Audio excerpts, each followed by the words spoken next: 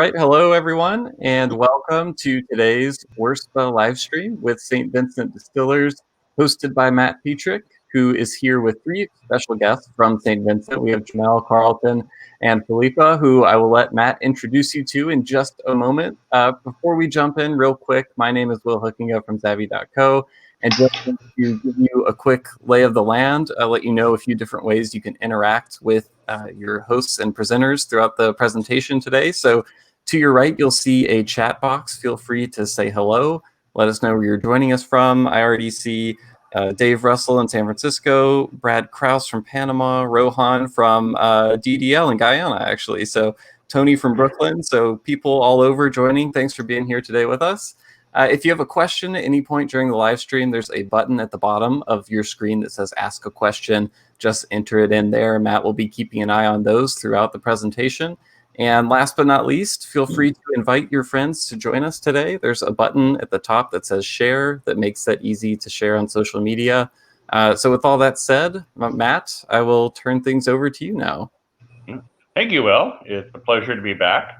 I believe this is our 13th Worstpa behind-the-scenes video that we've done with the various Worstpa member producers of the Caribbean. For those of you who aren't familiar with Worstpa, we are the West Indies Rum and Spirits Producers Association, which is a collective of the various rum-producing countries, or many rum-producing countries in the Caribbean. You obviously know of Jamaica, Guyana, Trinidad, Barbados, St. Vincent here today with us. And our job is to basically help promote Caribbean rum in amongst those producers and help elevate it in the world market, as well as work with the Worstpa member producers, like we have done with St. Vincent Distillers here, to themselves modernize, improve, upgrade, and become even more competitive in the global market. So when COVID struck, we realized that people wouldn't be able to travel. We wanted to keep people connected to the rum community. And so we started this series of sort of taking people behind the scenes at the rum distilleries for a sort of a virtual tour, if you will, and an opportunity to meet the people who are actually making the rum, working at the distilleries. You know, there's plenty of brand ambassadors out there, and they're great people, and I love them. But sometimes it's good to see the people who are actually making the rum, and so we're very proud of what we've done here. Like I said, I believe this is the 13th one we've done. We've done them with DDL and with Mount Gay and St. Lucia Distillers, and a whole bunch of them. They're all available on the Authentic Caribbean Rum YouTube channel. I'm continuously posting links to them, so they should be easy to find. With that sort of preface set aside, we're going to jump to the distillers here. I'd like each of you, to introduce yourself just briefly. Give us like a sentence or two about you and what you do at St. Vincent Distillers. So let's start with Phillippa. Hi, I'm Phillippa Greaves. I'm the marketing manager here at St Vincent Distillers. So I get to know all the barmen and all the restaurants and all the bars. I think I've got the best job. That sounds like fun. Carlton, how about you? Yeah, my name is Carlton Child. I'm the production plant manager here at St Vincent Distillers. Well, my job is pretty just making sure that we have rum. Produce the rum for Phillippa to market it. That's my job. Make sure that the factory is up and running and producing rum. That sounds like an amazing job as well. It is. It is. Yeah, cool. Yeah. And Jimel. Yeah, hi. My name is Jimel Lewis. I'm the rum bun / bottling plant attendant here at St Vincent Distillers Limited. And I get to work closely with all rums every day. Sounds like my dream job. All right, so let's jump into the presentation. Jimel, take it away. St Vincent Distillers Limited, as it is affectionately known as the only distillery located on the island of St Vincent and the Grenadines. St. Vincent is a 32-island state, which includes the Grenadine Islands, thus the name and the Grenadines. We are famous for our La Soufrière volcano, which last erupted in 1979. We are also known for our famous Mustic Islands and Tobago Keys Marine Park, which is an attraction for the yachting tourism. Now, I will now give you a brief history about the distillery. In 1928, the Montbentic Estates shareholders built the first distillery.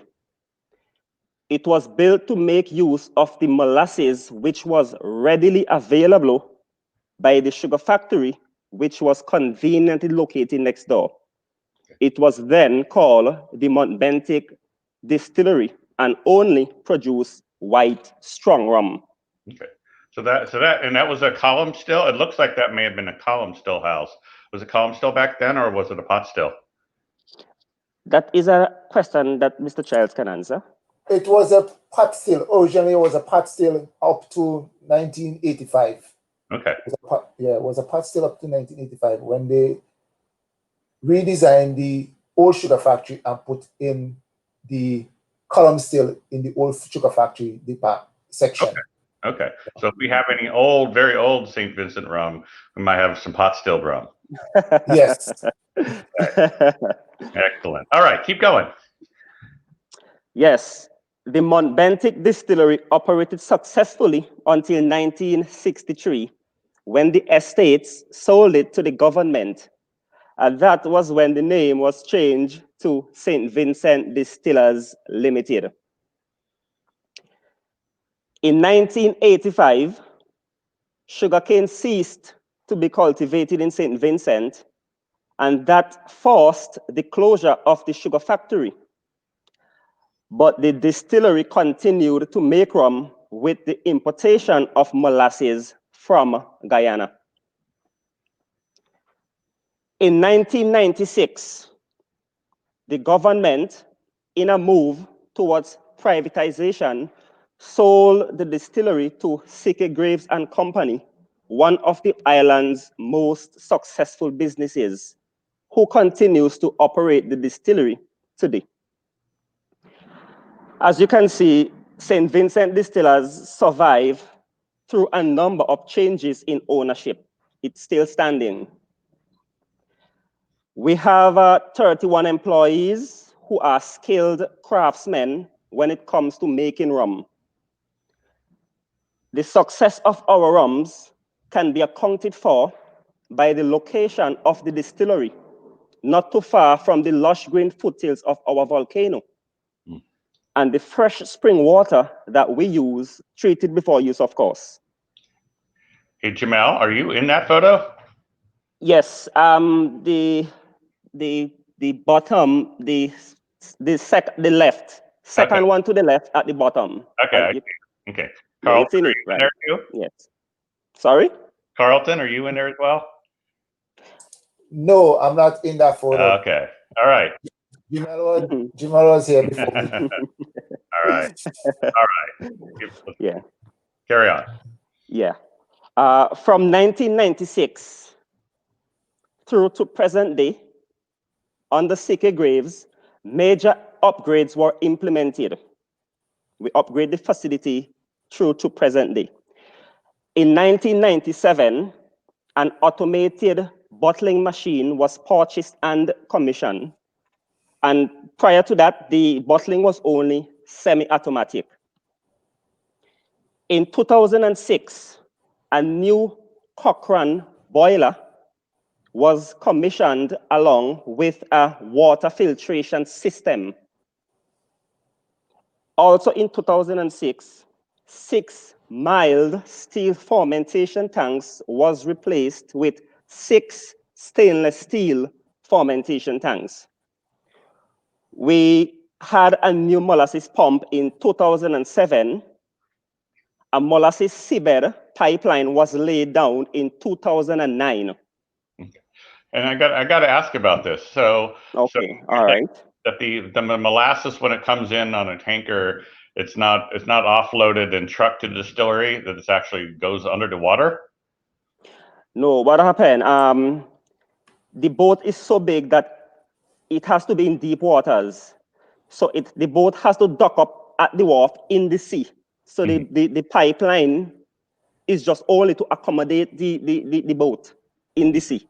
So one end is on land to our storage tank, and the other end is equipped for when the boat arrives to pump the molasses in.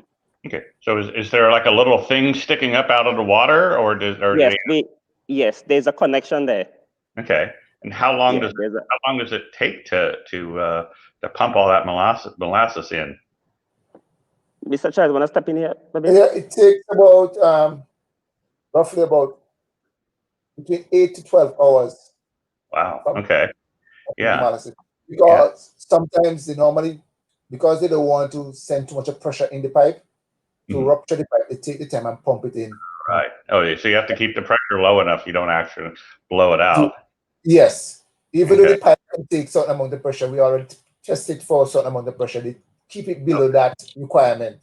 Just, you don't want to max it out. You just don't want to max it out to next thing you rupture it. Because if you rupture it, we have to go divers and everything to go back in and fix it and everything like that. So what we do to keep it below that tested strength, that tested pressure that we have.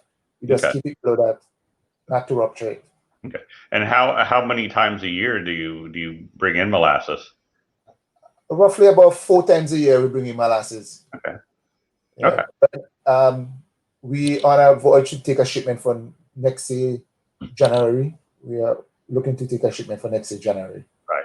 And for the listeners out there, I noted that St. Vincent Distillers isn't the only one who does this. St. Lucia Distillers also has a similar setup, and we talked with them as well when we did the session with them. So it's fascinating, little things about the rum world that you don't know until you really dive in. So I'm fascinated by this. So, okay, carry on. Yeah, and in connection to the pipeline, we replace a 750 metric ton molasses storage tank in Kingston with a 2,000 ton metric tank. And SVDL continues to upgrade the facility to this day. And of course, we are also health and safety compliant. Matt, we are a small distillery in comparison to other neighboring island distilleries, but our simple operations results in the distillation and production of award-winning rums. All our rums are award-winning rums. I will now pass it over to Othniel Childs, who will explain the distillation process. Thank you, Jimel. I noticed you call me Othniel. They call me Othniel on the work. Most people formerly call me Carlton. So Othniel, they normally call me on the job site here. So, as you know, molasses is the base product for making our rum. As a lot of Caribbean countries has ceased to grow sugarcane, we now source our molasses from Mexico. Previously said by Jimel that we source our molasses from Guyana. Guyana, we have shut down about 3 of its sugar factories. So we no longer have the reliable source of molasses from Guyana. So we source our molasses from Mexico. And is that molasses from Mexico? Is it high enough quality to where you don't have to augment it with anything else? It is very good, very good. It is the last shipment we produce a lot of rum out of it. Okay. Yeah, it is very good. So the molasses is transported in ship and pumped into our new 2,000 metric ton tank located in our capital, Kingston. From there, it is transported to the distillery by a tanker and pumped into our molasses holding tank at the distillery. So we have a holding tank up here at the distillery where we pump that is the holding tank there. It is maintained and by us and everything like that. There are 2 steps to making alcohol: fermentation and distillation. We have 10 stainless steel open vats. We have an open vats system. We use a standard dry yeast for the propagation process. The molasses is pumped into mother A and mother B, where the yeast is added and left for 24 hours. After 24 hours, it is ready for the additional of remaining water and the molasses at the 23 bricks requirement and feed into the 8 other vats and left to ferment. Okay. The fermentation typically will take 36 hours before we distill it. Okay, so you're buying like a dry yeast from Lavamond or somebody like that. You're not propagating your own yeast. No, we're not propagating. It's a dry yeast. Okay. That we use. We're not propagating our own yeast. Right. Okay. And we leave that yeast with the propagator for 24 hours first. Mm-hmm. We run about 27 brick for the first run, Mm-hmm. and leave that for 24 hours. And then after 24 hours, we start our molasses and at 23 brick to keep the propagator moving and filling the other 8 vats. Okay. And after the other 8 vats are filled, we leave them for 36 hours and then we start our distillation process. Okay. And so because they're open tanks, you're getting, in theory, getting some impact from wild yeast in the air as well, correct? Yes, exactly. Okay. And what is the typical ABV when you're done with fermentation? What is the cane wine? Typical ABV will be about 6 to 7%. Okay. 67, yeah. Okay. Yeah, but we had a little good news this week. We had up to 9% this week from the same molasses that we received from Mexico, which is a very, very good sign. Okay. Yeah. So do you have like a pipeline where like every day or so you basically start another batch and is it progressing through, or is that a system like that? it is every day we every week we set up the fermentation every week. Okay. So we fill the vats every week, and then after we start distillation, we start the process again to refill the vat to distill next week. Okay. That's how we do it here at St Vincent Distillers. You're not running 7 days a week. No, we're running basically 5 days a week. Yeah. Okay. And Saturday is left for little maintenance and cleaning. Most of the time it is left for cleaning, because we normally do a little, not a general cleaning on Saturdays, but a small cleaning on Saturdays to make sure that we have the bacteria out and some of the muck and the stuff out for the distillation to be as smooth as much, and we can get as much rum out of it as possible. Okay. Okay. Keep going. The slide you are looking at is the boiler, which provides the required steam for the still. The still is a John Doe still.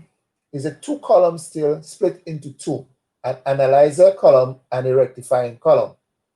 The still was commissioned in 1985 with a capacity of 700 imperial gallons per hour. The fermented liquid is heated in this preheater to approximately 80 degrees Celsius. The preheater liquid is sent to the analyzer. The analyzer was installed in 1985, contained 24 plates. The vapor from the analyzer is sent to the rectifier at 78 degrees Celsius. Yeah. Just to mention, the rectifier consists of 63 plates. Yeah, that seems like a fairly large number of plates for the rectifier. Yes, but it seems like a lot. Yeah, it is, but we utilize every plate is utilized how is necessary to be utilized. Right. And how many different plates do you draw from for the whole set? We draw from 2 different plates. Okay. We draw from plate 56 and 58. Okay, interesting. The strong rum is drawn from 56, and as Phillippa will explain, that the SLR is draw differently at plate 58. Okay. The more lighter rum that we do here at St Vincent Distillers. Yeah. Okay. And actually, I meant to ask this earlier and forgot. So essentially, you have just one standard fermentation. You don't do a different No, fermentation for no, ESR rum versus it's just one fermentation for everything. one fermentation, one standard fermentation. Okay, excellent. But when we distilling, we draw for the SLR. When we distill in the SLR, we draw it off on plate 58, which is a more lighter rum coming off and everything like that. Okay. Less impurities and everything. So we have a more lighter rum for the SLR. Okay. And is this a vacuum still or just atmospheric pressure? Atmospheric pressure still. Okay. Excellent. Yeah. The distillate collected at 95% alcohol and is then gravity feed into the receivers where it is tested for strength and quality. So those are the four receivers that we have there. From here, it is pumped to the rum bun to be broken down to 87.4% alcohol. At this point, it is ready to be casted or sent to the bottling plant. And is it like a very progressive reduction? Do you have to do this reduction very slowly, or is it can you just add all the water at once? We just add all the water at once and reduce it to 87.4. That's why we reduce it at the rum bun at 87.4. Okay. And then that 87.4 is then sent over to the bottling plant to further reduce to 84.5, which is very strong rum to be bottled. Okay. We cast at 87.4. We put into the cast at 87.4. Wow. Yeah, that's on the high end of what I've seen before. Yes, it's very most people other distillery ask us why we do that, but we made it that way and it was producing award-winning rum, so we're not going to change it. Okay. If it's not broken, that's all put by our boss, Mr. Greaves. If it's not broken, don't change it. Okay, correct. So are these casks by then, are they fairly neutral when you've acquired them, or No, are you looking for a lot of wood extraction? They already use bourbon barrels purchased from Kentucky. Okay. So then how often will you typically, like how many years will a barrel be used there? Typically, a barrel will be used roughly around about 15 years. Okay. Because one cycle for us, a full cycle especially for the Sparrow, is just 5 years, and we just use it once, about 2 times, and then the colors start fading and everything, and we just discard it.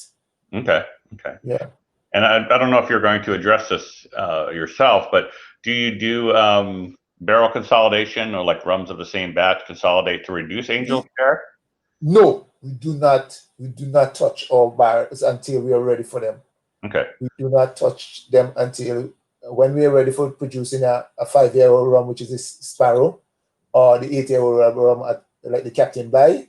We have our data and we go in and we take out the barrels which is dated already before they went in, and we look for the 5-year-old and the numbers, and we take them out, and then we put the rum, the barrels of the same age, we combine those to do the necessary rum. Like the Captain Bligh, all the 8-year-old rum will combine, our 8-year-old barrel will combine and do the. Okay. So if we buy an aged rum, it's basically only spent time in one barrel while aging. Yes. Okay. It's correct. Okay. No, we don't open them, and sometimes when we open them, they are empty. When we check them, they are empty. Right. So those barrels are discarded because we know that they are leaking, and they're leaking very rapidly. Okay. So we discard them. Okay. And so I guess you don't repair barrels or keep them in service. You just yes. We do a little repair, not an extensive amount of repair. Like if we see a bun missing from around the barrel, when we discard one, we use the bun back, but no expensive repair like the Cooper will come in and do that expensive. We don't have a Cooper on site to do that expensive repair. Okay. And so everything's ex-bourbon. There's no fancy cognac cask or anything laying around. No fancy thing. Just keeping it simple. And it is the rum bun is not temperature control. It's air control. It's not temperature control like some distillery do temperature control. We do not do any temperature control at St Vincent Distillers. That actually reminds me, you mentioned that, I forgot to ask that earlier as well. Is your fermentation temperature controlled as well? No. Okay. Well, to an extent. Okay. To an extent, because we have to keep the temperature down. We use a pre-cooler to keep the temperature down because when it goes through the circulation process, it's getting the distillation, the fermentation do get warm. So we use a pre-cooler to keep it cold. You have a cooler for. Okay. Yeah. Okay. Yeah.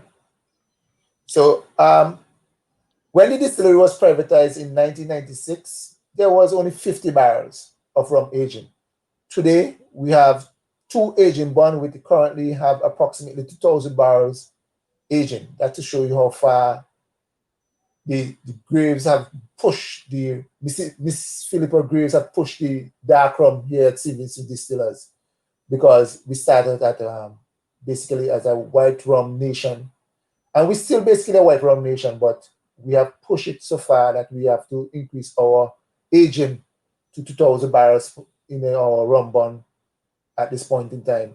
And I see in the future that we're gonna increase it that a little bit more, because the Sparrow is winning an award and it's taking off, and the Captain Bligh is basically slowly but moving along that way, which is what the Captain Bligh is a more high-end drink for here at St Vincent Distillers.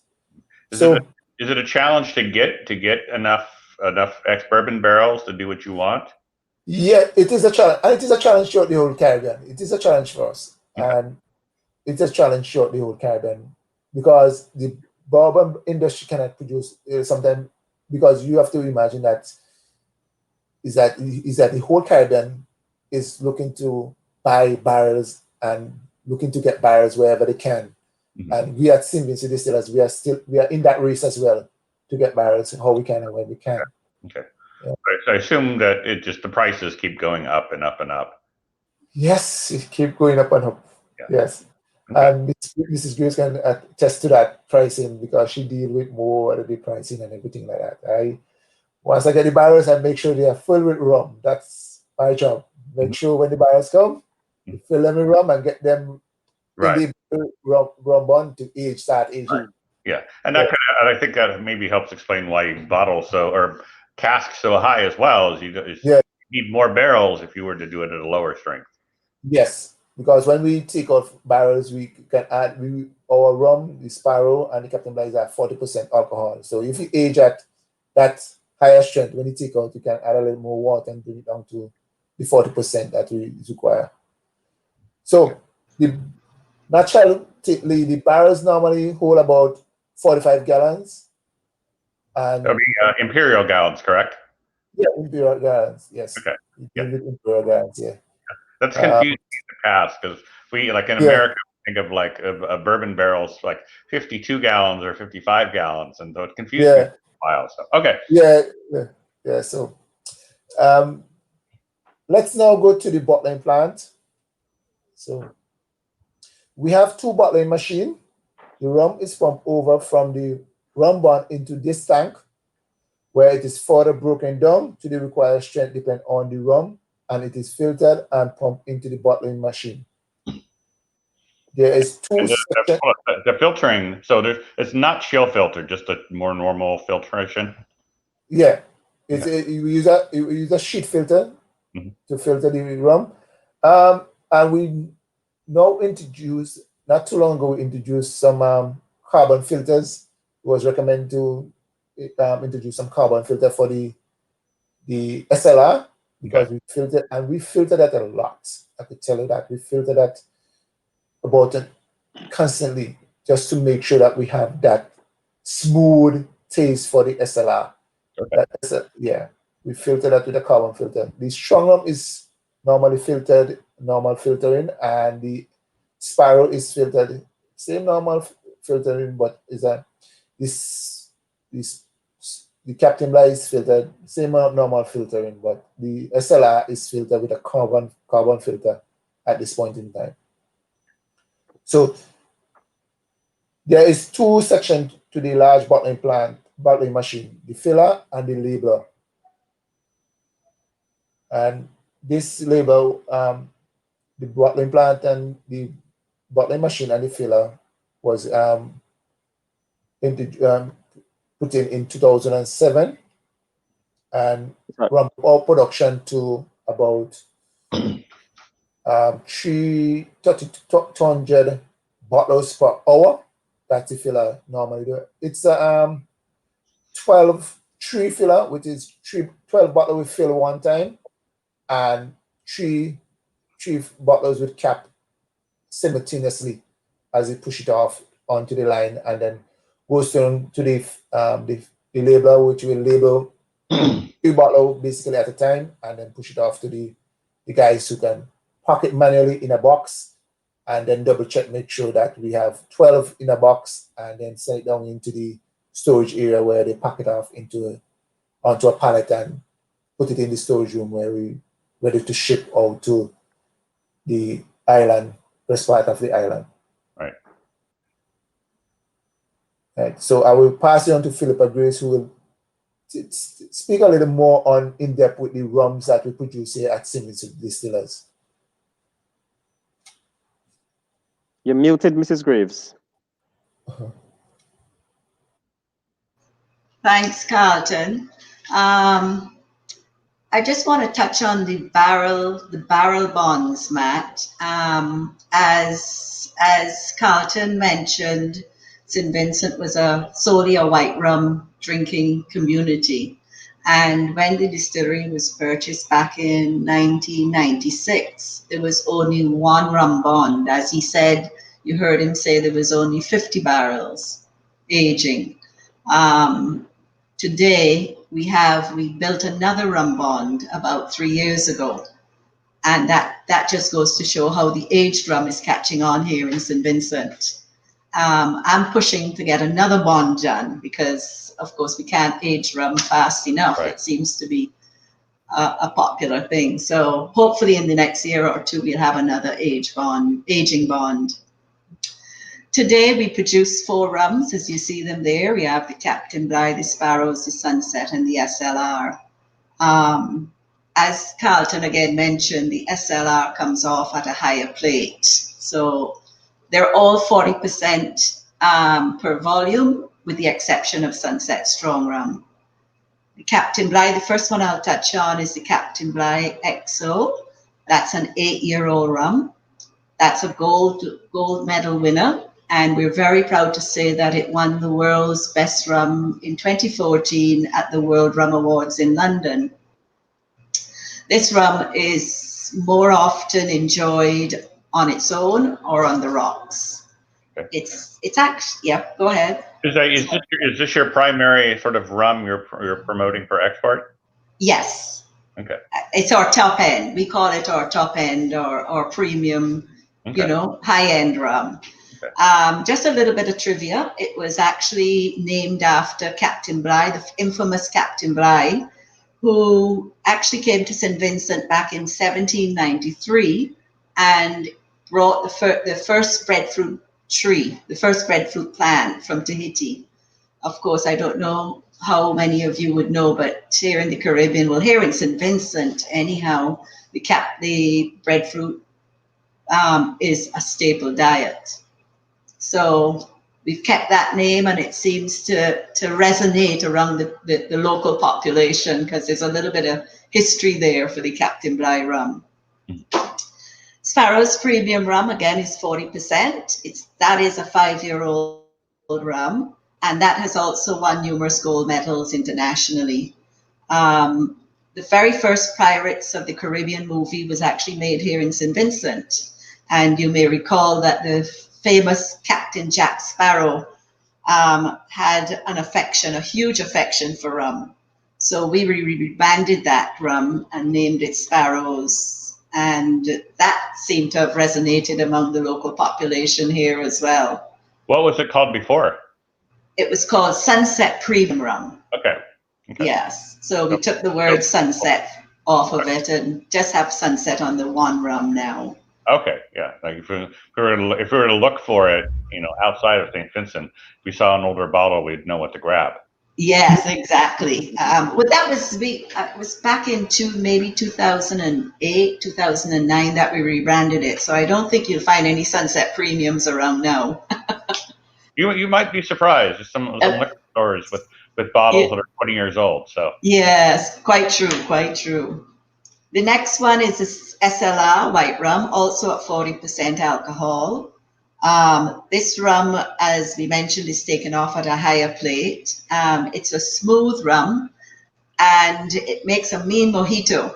A lot of the bars and restaurants here make mojitos with SLR, and of course cocktails. And we also have a few people that just love their SLR and Coke. okay. You know, the white rum drinkers. Okay, and just to be clear, so there's no age at all in this. No age on the white rums. Not an aged and filtered rum. Okay. No, Yeah. no, We have no. a question from Dave Russell, which I think you've answered already implicitly, but I'll ask it explicitly. Yeah. He wanted to know, is the difference between the SLR and the VSR, the very strong rum, is the difference simply the dilution with water to No. reduce? And no, it's Yeah, like no, it's not. Completely different. It's a completely different rum. It comes off at a higher plate. It has a completely different taste. right. And actually, SLR, and that was an error that we made when we first branded it. When we branded it originally, it was actually called Sunset Light Rum. And that was a huge error on our part because people automatically thought that it was Sunset Strong Rum made a little lighter. Mhm. And we decided, to sort of remove that thought, we would rebrand it as SLR. Funny enough, there's still people believe that it's, they still call it Sunset Light Rum. Right. So we're actually looking at rebranding it again, taking that SLR right off, you know? Yeah, and I know for the photography enthusiast, it also, is a camera, is this type of camera as well. So it's the first thing I think of. Yes, exactly. So we're hoping to rebrand that sometime next year. Okay. So, and of course, last but not least, is our famous and iconic Sunset Strong Rum. This packs a punch, of course, at 84.5% per volume. Sunset Strong Rum won the prestigious award of the world's best overproof rum in 2016, also in London at the London Rum Awards. Sunset Strong Rum cannot be taken on flights, so we have a lot of Vincentians who are coming home on holidays, and they would love to take this rum back to wherever they go, and it's not allowed on any aircraft. It is the most sought after rum here in St Vincent. It's one of our best sellers, and you can find Sunset Strong Rum in every single bar and every single shop on the island. You won't find it, of course, at the duty-free shops at the airport, Right. Unfortunately. Besides being very popular with the men, it's also extremely popular with the ladies because every Christmas cake must have Sunset Strong Rum in it. The ladies love to soak their fruit. As you know, the Caribbean Christmas cakes all have fruit soaked in rum, and the Vincentians soak their fruit in Sunset Strong Rum. So it's a multi-purpose rum. We would like to say. Yes. While Sunset Strong Rum is, you can say, is the rum of choice here in St Vincent and our bestseller, the marketing of the Sparrows and the Captain By during the last, so you can say 8 to 10 years, those two rums are proving extremely popular among the younger folk. I think the younger generation are getting more sophisticated, and they want to see something brung in their glass rather than a white rum. The diehards use the white rum. The young, sophisticated youngsters coming up, the young businessmen, they go for the Captain Bligh and the Sparrows Right. rum. Right. I think that's sort of a misperception around a lot of enthusiasts and new enthusiasts is they think they go to the Caribbean and they're all drinking, 12 or 21-year-old rums. And correct. Not really that hasn't been to Caribbean culture for a long time. It's meant more white rum culture. But of course, it's great to see, the move towards aging, premiumization, more money flows to the producers for doing that. So it also, with the aged rum, of course, it also puts more pressure on the producers to age more, because aging is a costly exercise, as you know, and it takes time. So as I mentioned, we're looking at doing another bond, because we are only a small distillery. We're not of the same size as our neighboring islands, but we're getting there. We're getting there slowly. Being the sole distillery on the island, we were also very instrumental in hearing the cry of the population, of course, with COVID-19. And we started making the Mount Bentic hand sanitizer. We donated to hospitals, police stations, clinics, schools, and churches. At one stage there, when COVID, back in March, April, it was very difficult to get imported hand sanitizer on the island. So we decided, look, let's jump to and hear the response and respond to the cry, to make sanitizer. And we're still making sanitizer today. Although we have been very lucky here in St. Vincent, we've had no community spread COVID. All the cases that we've had were imported cases, but we still, throughout St. Vincent, we all the areas are being extremely careful. Here at the distillery alone, we've had to put in, of course, hand sanitizer stations and going through the whole protocol with the prevention of spread. So this is a new product that came out of necessity for 2020. And I have to say, it's a lovely aquamarine color. It is. Yeah. It is. If I could get that here, I would use that at home. Yeah, well, funnily enough, we've had inquiries from other places, if we would import it. Right. But of course, it's made with a strong alcohol. So, and we're only making it in small quantities that is necessity here on the island, Right. So, yeah, that's about the end of my presentation. What I would like to say is thank you very much for everyone that's listening. But of course, I'm not going to go without saying thank you for WRSPA. WRSPA has proved to be extremely influential to our progress here at St. Vincent Distillers, again, because we are such a small distillery. Up to today, WRSPA continues to be our port of call for information and technical advice. I don't think St. Vincent Distillers would be where it is today, from 1996, which is when we knew it, without the help and the assistance of WRSPA. And Vaughn is just amazing, if I may say so. I agree. Yes. So I should know this off the top of my head, but I believe that St. Vincent participated or was part of like the EU rum program in 2006, 2007. Yes, we did. Yeah. Very much so. Yes, we did. So I assume like some of those, like the boiler upgrades and the bottling plant, I assume were part of that. Correct. The vats, the boiler. There were some pumps. They were all influential in helping us to get that off the ground. So. Great. And up to today, there is talk from the directors of expanding our production. And as we speak, there's discussions going on with WRSPA on the way forward for that. So that's something that will come again in the next couple of years. Great. So we have a few questions here. I'm gonna jump in and ask mine first. Can you tell us a little bit more about the export? Like, where are your primary export markets? And if we wanted to get, short of coming to St. Vincent, which I would love to do, Yeah. short of that, where are the primary markets where we might be able to find St. Vincent Distillers rum, and which products in particular would we find? Right. You need to come back. You need to make a trip to St. Vincent. I want to. It looks beautiful. So. Our primary market at this stage is USA.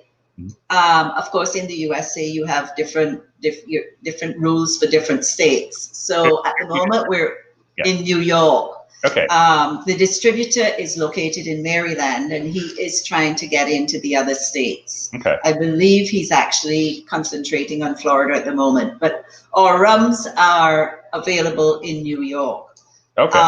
With the exception of Captain Bligh, because of trademark limitations. There's a distillery, I believe, making an aged rum called Lady Bligh in the States. So we have not been able to export Captain Bligh, but we do export Mutineer's Gold. Okay. Which is Captain, basically. Same name. Okay. Good to know. We look for Mutineer's Gold. Okay. So Mutineer's Gold, and there's Sparrows and Sunset Strong Rum in New York. Okay. Sorry. You can get that in New York. You certainly can. Okay. You certainly can. And the Vincentian Diaspora, the minute the Sunset Strong Rum hits New York, within 2 weeks, it's exhausted. Not a bad problem. So, not a bad problem for us, no. Yeah. I noticed Dave Russell, who was California-based. He said Sunset Premium is here, Matt. So I don't know if he meant it's available in California or if he just meant in the U.S. But Sunset Premium, we haven't made. That's the Sparrows. We haven't made that for many years. It might be still left over, in maybe some California liquor stores.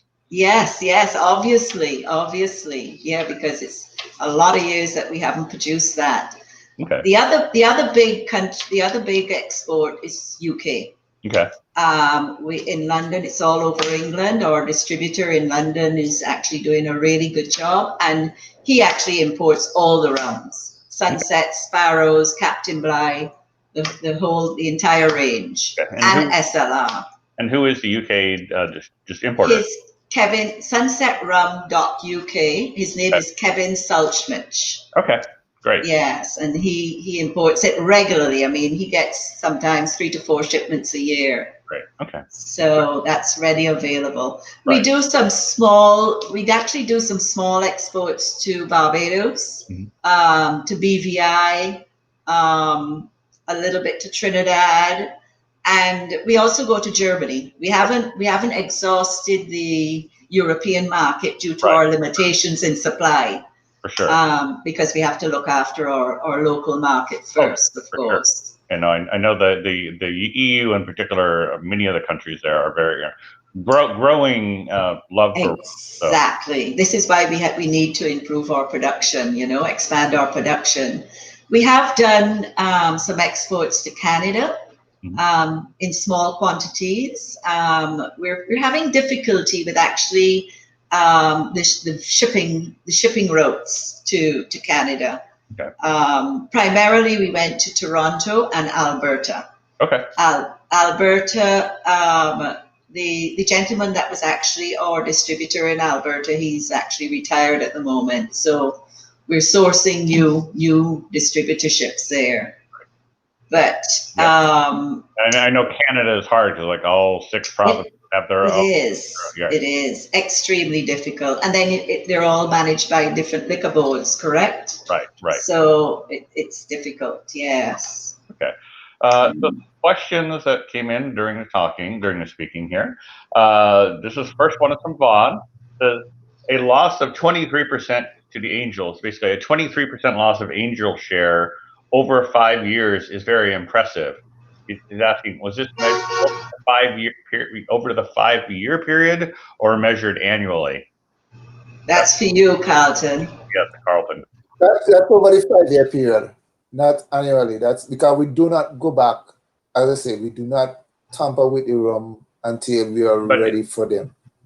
We do not talk about But I barrels guess until we are so ready. his question was, did you measure over? Did you just let it age for 5 years and say we've lost 23%? So it's not like each year we Yes. lost this much and we just added that Yes. times 5.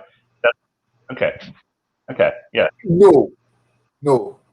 No. It's like after the 5 years we go in and we see how much we lost. I would have expected a lot higher angel share over 5 years. So that's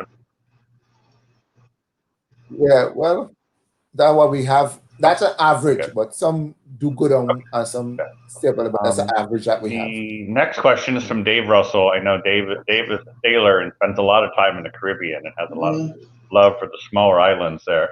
Well, tell him he needs to come to St. Vincent. He probably has been there. Does the distillery have an association with Sparrows Beach Club on Union Island? Yes, very much so. We know him very well, Bertram Sally, and he actually approached us for that name to see if he can use that name, and we said yes, go right ahead. I mean, that helped us get our brand into Union Island, you know. Just sell our rum. So, yes, exactly. It's advertisement for us.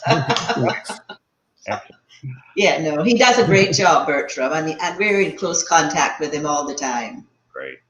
Mm-hmm. Next question, also from Dave. Here we go. He's already said he's coming. He says, "Do you offer fantastic? Do you offer tours of the distillery? I plan to visit St. Vincent and the Grenadines in April 2021." We will welcome him with open arms. We do tours. Actually, our tours are doing very well during the cruise ship season. We have tours on a Wednesday, Thursday, and Friday. And sometimes we have up to 3 coach loads of people here at the same time. Actually, Jimel is one of the tour guides, and he can tell you how many people he has actually given tours to.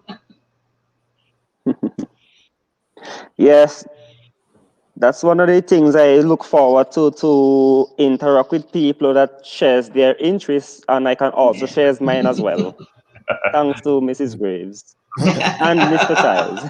Jimel is an entertainer, man. He loves and a real people's person, so he loves the interaction. One time we had up to 100 persons here. At the peak time, we had up to 100 persons here at St Vincent Distillers because Jimel was doing the tour, and then I have to jump in and do the tour as well because we have to split them up to get them for everybody to get a proper interaction with the distillery and everything like that, and everybody could get to taste the rum as well. Yeah, no, it's not a bad problem to have. No. So my takeaway from this is I need to figure out how to stow aboard Dave's boat.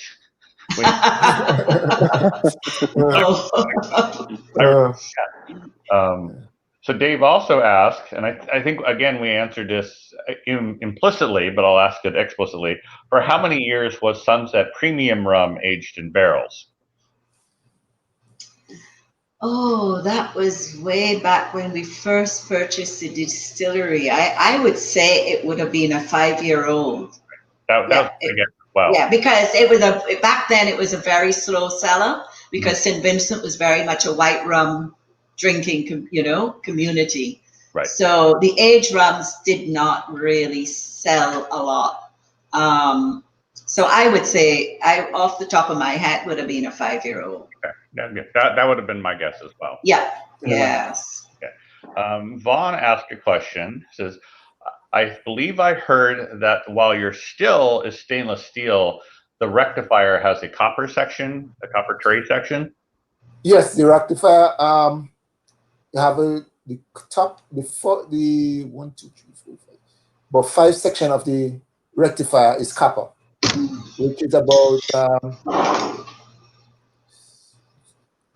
average about 40 chairs is in the copper section. Okay, so basically everything down to where you take the lowest plate you take off of.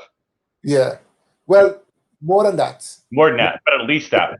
Okay. Yeah, it's copper. Okay. Yeah, that is copper. Okay. Another Vaughn question. So this is an odd question, but many of us do not appreciate the challenges in obtaining molasses.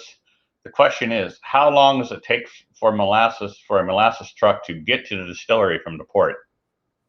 Oh, from the port. Well, it take about an hour drive from where we are to Kingston. So it's just about an hour drive go and an hour drive come back up. So it's take about 2 hours. Okay.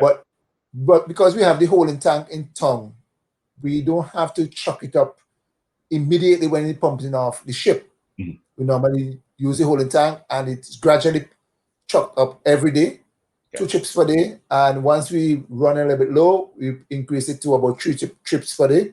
Okay. Because Josh, where we are looking here, I'm on with Josh Long is that. Okay.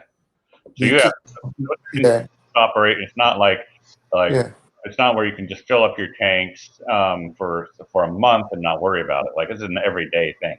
Yeah, it's an everyday because once we start our fermentation, we're taking molasses from the tank that we have up here. So we just continue replenishing the tank all the time and keep it full all the time. And that tank at the port is entirely devoted for you. It's not a general molasses tank for anybody else. No, that is just for St Vincent Distillers only. Okay. Yeah. Okay. Yeah. Just to mention there, Matt, the tanker that brings the molasses up from Kingstown, he does 2 trips a day. Okay. Mostly. Sometimes if we run very low here at the distillery, we would put him on to 3 trips a day, but mostly it's 2 trips a day. Okay. He does. And he starts very early. Some mornings he starts at what time, Carlton? 5 o'clock? Yeah, 5 o'clock in the morning. 5 o'clock in the morning. The reason for that is that there's a terrible traffic at 8 o'clock. Right, yes. Yeah. So what we go 5 and by the time 8 o'clock he's back at the distillery. Right, yes. When he leaves the distillery, he's back down in town for like 9, 10 o'clock, 9:30, 10 o'clock. Right. All the traffic already clear up. Everybody don't go to school. Workplace already open, so the traffic already clear up. So he just go all the way through, and then he's off the road by 12 o'clock midday. He goes home, correct? Yeah, he goes home by 1, 2 o'clock. Because they do a little errands for the distillery in Kingston, where most of the center of the business basically is of Kingston. Yeah. No, I know a little bit about Caribbean traffic, so yeah, yeah. So. Yes. We send it all so we can get rid of that traffic and save a lot of stuff, a lot of wear and tear in that traffic. For sure, so, for sure. Yeah. And then our final question is again from Dave Russell. How far is the distillery from Curtains or Curtains? Curtains. Oh, that's about Curtains and it's about 2 hours drive from Curtains, because you have to drive from Curtains to Kingston and from Kingston to Georgetown, which is Curtains is about a 45 minutes drive from Kingston. Curtains is a 45 minutes drive, and then up to Georgetown is another about hour to a 45 minutes drive. So approximately 2 hours from Curtains. Okay, great. Okay, so these are all the questions we've had. Some good questions there. I'm glad we had them. I want to thank you all again for doing this. Phillippa, Carlton, Jimel, this has been great. Thank you, Matt. Thank you, Matt. Yes. Thank you, Matt. Thank you for having us, and thanks, Zavi, for having us as well. Yes. Yeah. I really enjoyed it. Thank you. Good. Yeah, I really enjoyed it myself too. Good. Like I said, I hope, like I said, I hope to stow aboard Dave's boat and see you in a few months. So. Yes, we hope we can see you here in 2021 when COVID is all behind us. Correct. Yeah. So just as a programming note, we have our final Zavi session for the year is coming up. I believe it's the 10th. Don't quote me on that. But that's coming up very soon. We're going to return to the island of Grenada and visit the Caribbean's newest distillery. That's going to be exciting.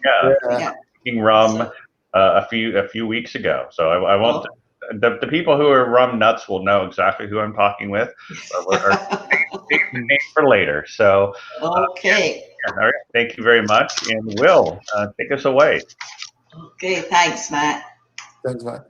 Yeah, just to echo what Matt said, thank you, all of you from St. Vincent for doing this session. It was fantastic. Also, Dave, Thank you, Will. Dave, please save me a spot on your boat as well. I will be stowing away alongside Matt to go visit. We'll welcome you in open arms as well, Will. Thank you, thank you.